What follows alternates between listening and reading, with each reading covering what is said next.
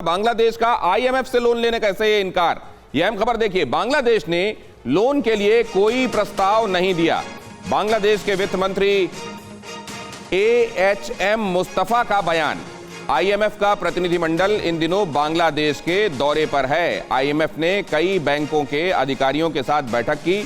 Media में यह था कि करीब $4.5 अरब लोन लिया जाएगा, लेकिन फिलहाल बांग्लादेश की तरफ से ये नहीं किया गया है। अब इसके मायने जरा समझने की कोशिश करते हैं। शरद कोहली, देखिए आईएमएफ के जो इस टाइम फॉरेक्स रिजर्व्स हैं, और हमें ये नहीं भूलना चाहिए, आपने मुझे बांग्लादेश के मोर्चे पर ही खड़ा कर रखा है, तो उनके फॉरेक्स रिजर्व्स इस समय बहुत बुरे नहीं है। पाकिस्तान और श्रीलंका वाली हालत नहीं है, पहली बात।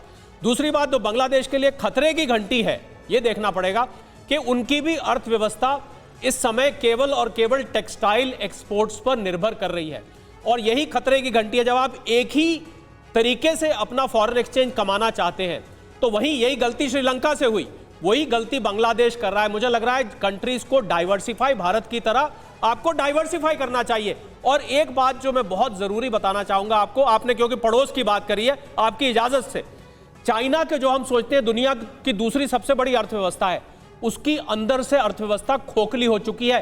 बैंकों के बाहर जिस कंट्री के टैंक खड़े हो सकते हैं, आप समझ सकते हैं, लोग सेविंग्स बैंक से पैसे नहीं निकाल पा रहे। 4 ऐसे रूरल बैंक्स हैं जहां से इस समय पैसा नहीं निकल पा रहा है। और जवाब मालूम है क्या मिला?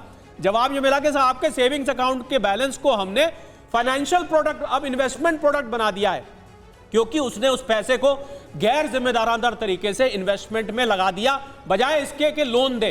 तो चाइना में प्रॉपर्टी मार्केट, चाइना में फाइनेंशियल मार्केट, चाइना में टेक्नोलॉजी मार्केट, चाइना में फैक्ट्रियां, दूसरी दुनिया की सबसे बड़ी। अभी हमने अमेरिका की बात करी, अब हम चाइना पे आ गए। सर मैं ये भी बात करना चाहूंगा शरद कोहली सर कि ये कंट्रीज जो बड़ी इकोनॉमी है, बेशक ये खोखली हो रही हैं, तो इनके साथ दूसरे छोटे मुल्क जो इन पर मुनहसर हैं, निर्भर हैं, उन पर भी क्या फर्क पड़ेगा, वो भी समझने की कोशिश करेंगे सर। वो तो उनका साइड इफेक्ट होगा ही होगा दिनेश, क्योंकि वो साइड इफेक्ट होगा।